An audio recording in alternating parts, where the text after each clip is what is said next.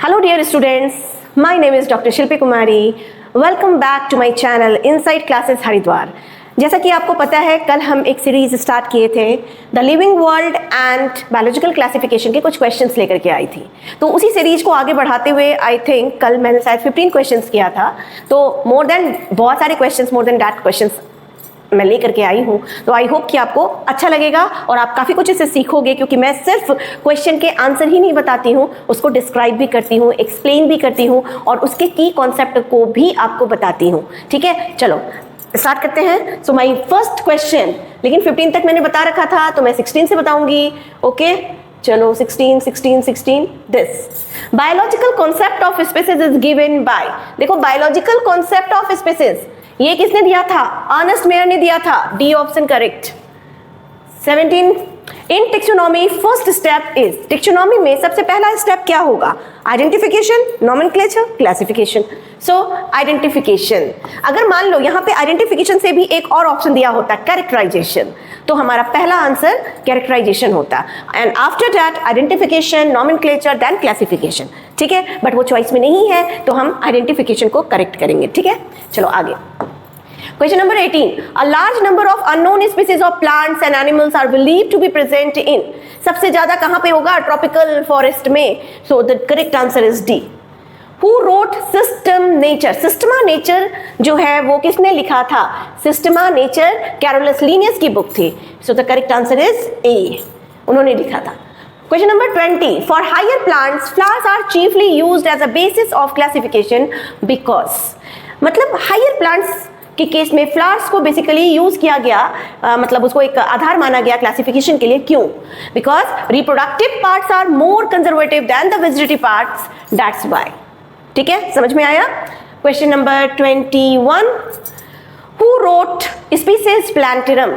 Species Plantarum book को भी Carolus Linnaeus ने ही लिखा था। So A is the correct answer. Now question number 22.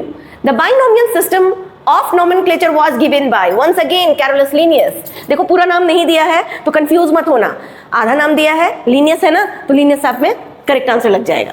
चलो next. Who is regarded as Darwin of 20th century? ये इस बार का प्रोबेबल क्वेश्चन हो सकता है नीट 26 में।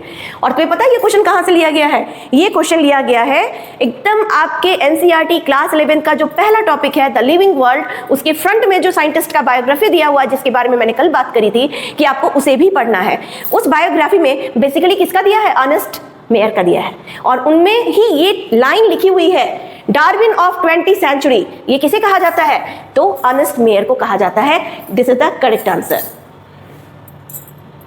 सी 24. A division is formed by combining several. अब देखो यहाँ पे आपको क्या करना होगा? वो सीक्वेंस याद करना होगा। कौन सा? हायरार्की। क्लासिफिकेशन में यानी टेक्सोनॉमिकल हायरार्की जो मैंने आपको बताया था, बायोलॉजिकल क्लासिफिकेशन में आपको उसको मेमोराइज करके रखना है। या तो आप नीचे से ऊपर या ऊपर से नीचे, नहीं, आपको सीक्वेंस में नीचे से ऊपर स्मॉलेस्ट टू हाईएस्ट की ओर मूव ऑन करना है। तो स्पीसीज से शुरू करेंगे। Species, genus, family, order, class, phylum. ठीक है, अब यहाँ पे बोला डिवीजन। आपको पता है ना कि phylum and division, phylum for animals, division for plants, ये किसके लिए यूज किया जाता है? प्लांट्स के लिए। ठीक है, तो फैमिली, जीनस से पहले आया species, species, genus, family, order, class, classes and then phylum और डिवीजन। क्योंकि यहाँ पे फाइलम तो नहीं पूछा है, यहाँ पे डिवीजन पूछा है, तो भी आंसर सी ही होगा। अगर फाइलम होता तो भी सी होता। ठीक है, सो A division is formed by combining several classes. बहुत सारी क्लासेस मिलकर के, अगर हम प्लांट की बात कर रहे हैं तो वहां पे डिवीजन का फॉर्मेशन होगा। ठीक है, और अगर एनिमल की बात कर रहे हैं तो phylum will form. Okay, question number 25. For declaration of new species of higher plants, what characters are mainly used? ध्यान से पढ़ना। Floral character of a new species, anatomical character of a new species, physiological character of a new species, character of endosperm, बिल्कुल भी नहीं, ये होगा floral character of new species, इसको consider किया जाएगा। ठीक है, चलो ये वैसे तो तुम्हारे सिलेबस में नहीं है, बट कई सारे एग्जाम्स में इससे भी क्वेश्चन आ सकते हैं। ठीक है, तो यहाँ पे स्टैंडर्ड साइज फॉर हार्वेरियम सीट क्या होता है? 15.5 इंच मल्टीप्लाइड 16.5 इंच। ठीक है, question number 27. Which statement is true? तो देखो यहाँ पे tautonyms are not allowed in plants, बिल्कुल भी सही नहीं है। Tautonyms are not allowed in animals, tautonyms normally allowed in animals and sometimes allowed in plants, C will be the correct answer, ये सही है। Trinomial nomenclature of classification was proposed by, binomial nomenclature को किसने दिया था? Carolus Linnaeus ने दिया था। बट अगर क्वेश्चन में आ जाए ट्राइनोमियल नोमेनक्लेचर को किसने दिया, तो ट्राइनोमियल नोमेनक्लेचर को हक्सले एंड स्ट्रिकलैंड ने दिया, बी ऑप्शन करेक्ट है। जॉन रे ने स्पीसीज के बारे में बताया था, ठीक है, यूफ्रस्टिस, जिन्हें फादर ऑफ बॉटनी कहा जाता है, ठीक है, तो करेक्ट आंसर बी हो जाएगा। Question number 29, most of the botanical names are derived from the following language, Latin language में लिखा जाता है। Question number 30, evolutionary classification is called, evolutionary classification phylogenetic system को रिप्रेजेंट करेगा। मैंने बोला था ना, कहीं पे अगर मान लो फाइलोजेनेटिक लिखा हुआ आ जाए तो फाइलोजेनी या फाइलोजेनेटिक मतलब इवोल्यूशनरी रिलेशनशिप या इवोल्यूशनरी सिस्टम, एकदम अच्छे से माइंड में सेट कर लेना। Question number 31, which of the following statement regarded nomenclature is correct? अब ध्यान से पढ़ो, सारे ऑप्शंस को पढ़ो। Generic name always begin with capital letter whereas a specific epithet with a small letter. For example मैंने आपको बताया था मैंगो का साइंटिफिक नेम क्या होता है, सभी को पता है, मैंगीफेरा इंडिका, मैंगीफेरा इंडिका, का। अब देखो इसको लिखने का एक रूल है, और रूल क्या है कि किसी भी स्पीसीज का या किसी भी ऑर्गेनिज्म का जब हम साइंटिफिक नेम लिखते हैं तो उसमें दो नेम होता है, एक जेनेरिक नेम होता है, दूसरा स्पेसिफिक नेम होता है। जेनेरिक नेम का फर्स्ट लेटर ऑलवेज कैपिटल होता है, जेनेरिक नेम ऑलवेज भी begins with capital letter, बिल्कुल सही है। whereas specific epithet with a small letter, और ये जेनेरिक नेम को रिप्रेजेंट कर रहा है, नेम ऑफ जीनस, और ये नेम ऑफ स्पीसीज को रिप्रेजेंट करेगा, ठीक है। तो स्पीसीज का नेम जब भी हम देखेंगे उसका जो पहला लेटर होगा वो क्या है, first letter must be small, तो देखो यहाँ स्मॉल है, और इसका जेनस का फर्स्ट लेटर कैपिटल होगा तो कैपिटल है, तो फर्स्ट ऑप्शन तो बिल्कुल सही है। आगे बढ़ते हैं। Scientific nomenclature should be printed in italic, जब आप साइंटिफिक नोमेनक्लेचर को कर रहे होते हो तो अगर मान लो टाइप कर रहे हो तो वो इटैलिक फॉन्ट में टाइप होता है, तो ये भी सही है। साइंटिफिक नोमेनक्लेचर व्हेन टाइप्ड और hand written should be separately underline, देखो मैंने पहले ही कर दिया, मैंगीफेरा के नीचे अंडरलाइन अलग, इंडिका के नीचे अंडरलाइन अलग, तो ये इसके रूल्स हैं, बाइनोमियल नोमेनक्लेचर करने के कुछ रूल्स हैं, तो तीनों ही सेटिस्फाई कर रहा है, सो the correct answer is all the above, ठीक है। तो यानी 31 का करेक्ट आंसर डी होगा। अकॉर्डिंग टू द विटेकर का 5 किंगडम क्लासिफिकेशन स्कीम था, BGA किसको बोलते हैं, ब्लू ग्रीन अलगी को बोला जाता है भाई, तो ब्लू ग्रीन अलगी, ठीक है, BGA इज ब्लू ग्रीन अलगी। अब बताओ ब्लू ग्रीन अलगी हो या बैक्टीरिया हो, साइनोबैक्टीरिया, ब्लू ग्रीन अलगी का दूसरा नाम भी है, क्या है, इसे हम बोलते हैं साइनोबैक्टीरिया। अब याद आया, साइनोबैक्टीरिया हो या ब्लू ग्रीन अलगी हो या कोई बैक्टीरिया हो, ये सब कहाँ प्लेस किए गए थे, मोनेरा में, क्योंकि इसमें यूनिसेलुलर प्रोकैरियोटिक ऑर्गेनिज्म आते हैं, क्योंकि ब्लू ग्रीन अलगी भी यूनिसेलुलर प्रोकैरियोटिक ऑर्गेनिज्म है, तो उसको कहाँ प्लेस किया गया, मोनेरा में। याद रखना की फीचर, यूनिसेलुलर एंड प्रोकैरियोट्स, ठीक है। आगे बढ़े, क्वेश्चन नंबर 33। क्वेश्चन नंबर 33 में है, by Bentham Hooker how many families are placed in gymnosperm, 45, C option. Question number 34, Genera Plantarum was written by Bentham and Hooker, C. अब देखो कुछ questions तो ऐसे हैं कि हमें कुछ सोचना ही नहीं है, डायरेक्ट आंसर देखेंगे, ऑप्शन देखेंगे और हम लगा लेंगे, ठीक है। चलो question number 35, chief merit of Bentham and Hooker's classification is that it is a system mostly based on evolutionary concept, बिल्कुल भी नहीं, इन्होंने तो फाइलोजेनी का कोई कोरिलेशन नहीं एस्टैब्लिश किया था, ठीक है, तो ये ऑप्शन तो बिल्कुल, एक फाइलोजेनेटिक यहाँ भी दिख रहा है तो ये भी नहीं होगा, तो अब हमारे पास बचा B and C option. It is a natural system of classification of the all the group, and C the description of the text are based on actual observation of the specimen, yes, C is the correct one. देखो, it is a natural system of classification. Most of the बच्चे confuse हो जाएंगे। Bentham and Hooker का natural system of classification को Bentham and Hooker ने दिया, but आगे line जो लिखा ना, क्लासिफिकेशन ऑफ ऑल ग्रुप, वो इसको सेटिस्फाई नहीं कर रहा। So the correct answer, the description of the text are based on actual observation of the specimen. So the C is the correct. Question number 36, the system of classification proposed by Bentham and Hooker. Bentham and Hooker ने, देखो artificial को किसने दिया? Artificial को Carolus Linnaeus ने दिया था, ठीक है। नेचुरल बैंथम एंड हुकर ने दिया था। फाइलोजेनेटिक एग्नर एंड प्रेंटल। न्यूमेरिकल जो है वो क्लास डिस्ट्रिक्ट वाला जो आता है उसमें आएगा, ठीक है। तो ये भी नहीं, यानी बी ऑप्शन करेक्ट है। Question number 37, the classification of Linnaeus was mainly based on stamens. D option. 38, kingdom Monera, sorry यहाँ पे करेक्शन कर लेना, मोनेरा, टाइपिंग एरर है, मोनेरा कंप्राइजेस द। तो देखो भाई, अभी मैंने बताया कि मोनेरा में क्या है? All to all unicellular prokaryotic organism. C option correct है। Plants of economic importance, all the plants studied in botany, plants of Thallophyta group, prokaryotic organism is the correct one, correct answer. Question number 39, Whittaker is famous for. Whittaker किस लिए famous है? 5 kingdom classification system लाने के लिए, and this system is most highly acceptable. जितने भी classification scheme आए, जितने भी क्लासिफिकेशन सिस्टम आए, चाहे वो 2 किंगडम हो, 3 किंगडम हो, 4 किंगडम हो, as you know 2 kingdom classification was given by Carolus Linnaeus, 3 kingdom classification Ernst Haeckel, and 4 kingdom classification was given by Copeland, and 5 kingdom classification given by, which was given by R.H. Whitaker in the year 1969। कई बार तो year भी पूछा हुआ है ना। अक्सर year किसी को याद नहीं रहता है, बट इसका ईयर जरूर याद रखना क्योंकि वो पूछा जा सकता है। तो ये इन्होंने 5 किंगडम क्लासिफिकेशन को इंक्लूड किया था, और इस 5 किंगडम क्लासिफिकेशन में क्या आया? फंजाई को इन्होंने इंक्लूड किया था, क्योंकि 2 किंगडम में तो प्लांटी और एनिमेलिया था जो कैरोलस लीनियस लाए। इकल जो थे उन्होंने क्या किया? प्रोटिस्टा को इंक्लूड कर दिया। और फिर 4 किंगडम में क्या आया? 4 किंगडम में मोनेरा आ गया, और इसको किसने दिया? कॉपलिन ने दिया।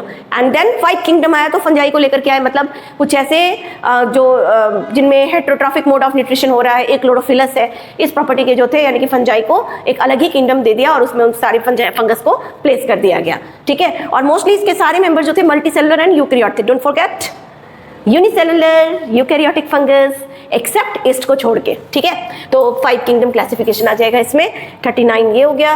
40, system of classification proposed by Linnaeus. उन्होंने आर्टिफिशियल सिस्टम को तो दिया ही था, साथ ही साथ sexual. So the correct answer is D.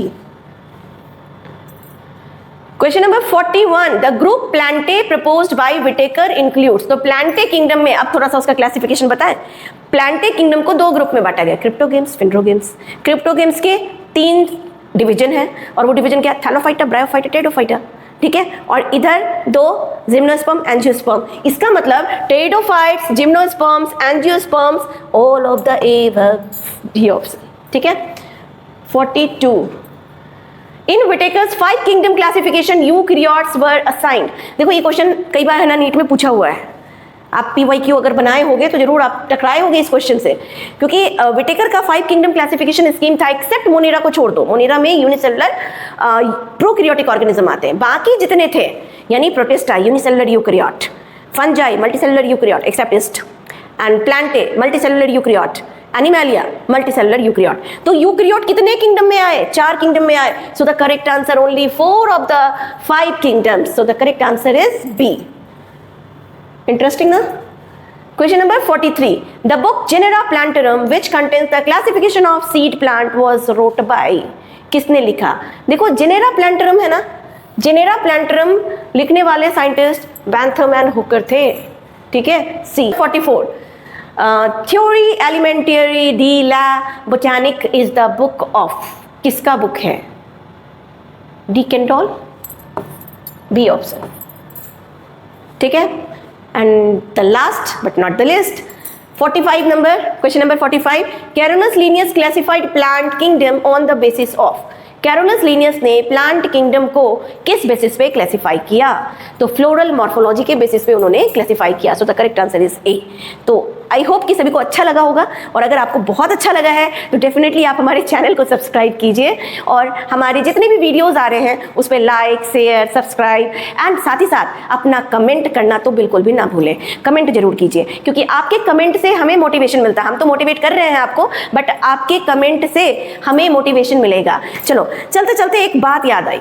एक सुबह मैं एक गाना गुनगुना रही थी, और उस गाने के पीछे का जो थीम था वो काफ़ी मतलब मिलता जुलता था मेरे लाइफ से, तो इसलिए मैं वो गाना आज सुबह से गुनगुना रही थी, तो मैंने सोचा चलो तुम लोगों के साथ भी शेयर किया जाए। ये बहुत अच्छा गाना है। अब आप बोलोगे कि मैम गा भी दो, इतना भी क्या बोलना, है ना।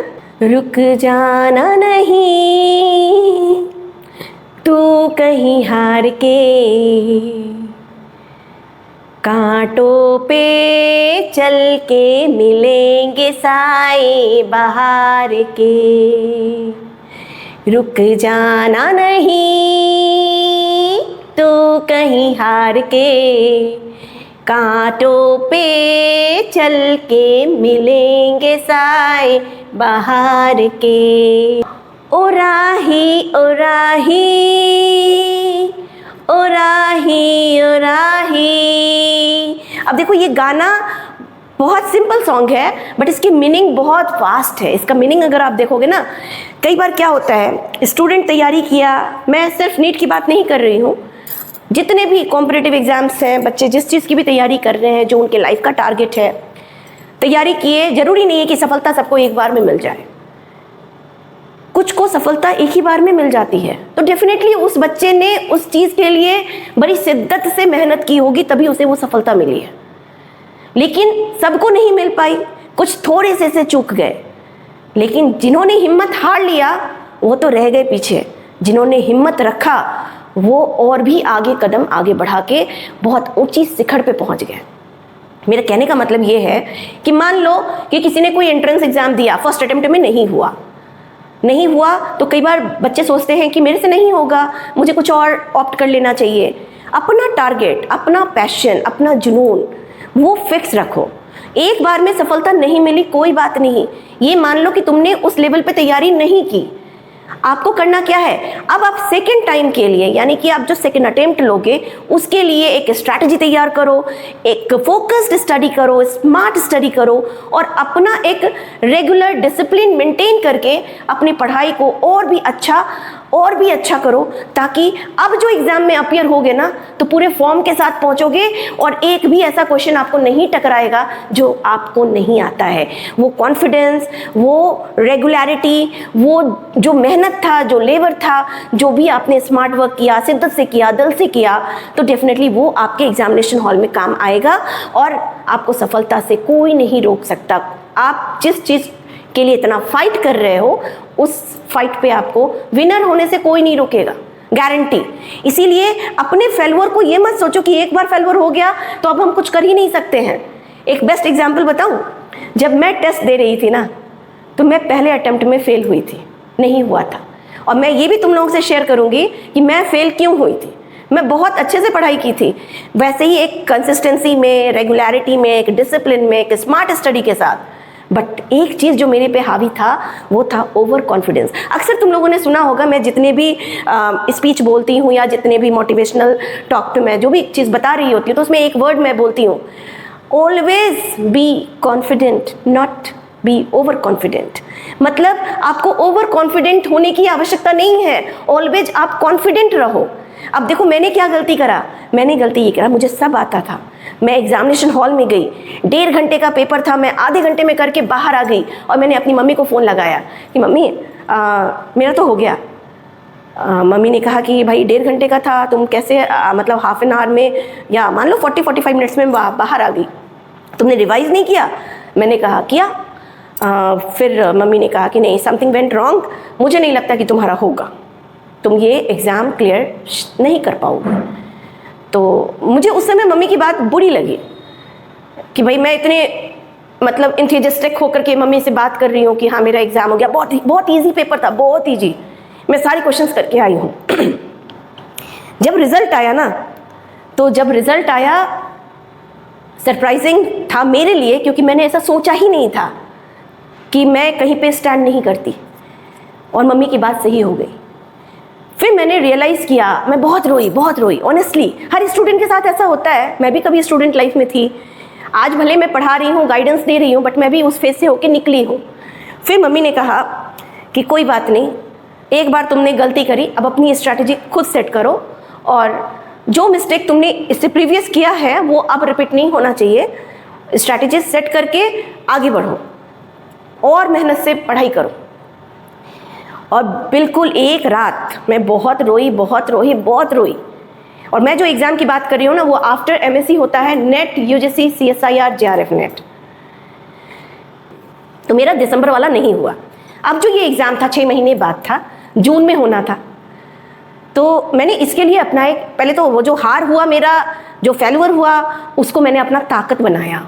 मैंने एक स्ट्रैटेजी सेट की, बहुत रोया धोया। वो रोने धोने से भी मुझे बहुत हिम्मत मिला कि हमने जो गलती की, क्या गलती थी मेरी गलती थी ओवर कॉन्फिडेंस। तो वो चीज़ तो अब बिल्कुल भी लाइफ में नहीं लाना है मुझे, ये पहली सीख थी मेरी।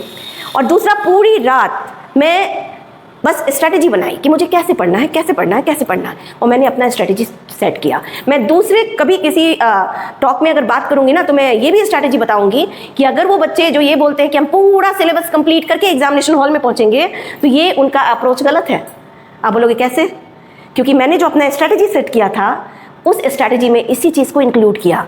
मैं ये देखी कि सबसे ज़्यादा क्वेश्चन किस टॉपिक से आता है, तो उस सेलेक्टेड टॉपिक का इतने अच्छे तरीके से कॉन्सेप्ट क्लियर किया कि उससे एक भी क्वेश्चन मेरे आने वाले एग्जाम में मेरे से मिस्टेक ना हो। और वही चीज़ हुआ। ठीक है, तो जब मैं जून का एग्जाम दी, जबकि जून का पेपर बहुत टफ आता है, और जून का पेपर मेरा क्लियर हो गया। इसी के साथ मैं फर्स्ट टाइम गेट और ICMR जैसे एग्जाम का भी फॉर्म भरी थी, और ये मैं फर्स्ट अटेम्प्ट में ये भी एग्जाम क्लियर कर ली। तो यानी कि एक साथ मैंने 3 एंट्रेंस टेस्ट नेशनल लेवल के क्लियर किए, just because of my strategy. जो स्ट्रैटेजी सेट किया है, देखो स्ट्रैटेजी का पहला उसूल क्या है? Concept clearance. अगर आपने कॉन्सेप्ट क्लियर करके पढ़ा है, तो मैं गारंटी के साथ कहती हूं कि अगर किसी भी बच्चे का कॉन्सेप्ट क्लियर है, तो कोई भी XYZ क्वेश्चन आपके सामने रख दिया जाए, आप डेफिनेटली उसको 100% कर ही लोगे। ठीक है, इसीलिए सबसे पहला काम क्या करना है, जो भी पढ़ो कॉन्सेप्ट क्लियरेंस के साथ करो। यहाँ पे जितने भी क्वेश्चंस को मैं डिस्कस करती हूँ, सिर्फ उसके आंसर नहीं होते हैं, जहां पे जो कॉन्सेप्ट है उसको भी मैं फोकस करके बताती हूँ। तो इसका मतलब मेरा खुद का कॉन्सेप्ट कितना क्लियर है जो मैं बता पा रही हूँ, है ना। तो ऐसे ही सारे बच्चों के लिए भी ये बात है कि आप एक एक टॉपिक को, जो भी टॉपिक आप पढ़े, जैसे नीट के पॉइंट ऑफ व्यू से अगर हम बात करें, तो उसमें जेनेटिक्स की जो प्रायोरिटी है वो बहुत ज़्यादा है। जेनेटिक्स, ह्यूमन फिजियोलॉजी, एंड मैं बताऊंगी 1 by 1 वीडियोस में कि कौन कौन से टॉपिक को बहुत ज़्यादा प्रायोरिटी में रखना है, किसे कम में रखना है ना। और उस तरीके से अगर आप तैयारी करोगे, प्रिपेयर करोगे, तो जिनका इस बार हार हुआ है, कोई बात नहीं, इसी स्ट्रैटेजी के साथ हम आगे बढ़ते हैं। और हमारे साथ आप पढ़िए, डेफिनेटली आने वाले जो नेक्स्ट एग्जाम है, कमिंग एग्जाम है, उसमें आपकी जीत निश्चित है। ठीक है, चलो मिलती हूँ। अच्छे से पढ़ाई करो, लगातार हमारे चैनल पे बने रहिए, और तब तक के लिए टिल देन बाय।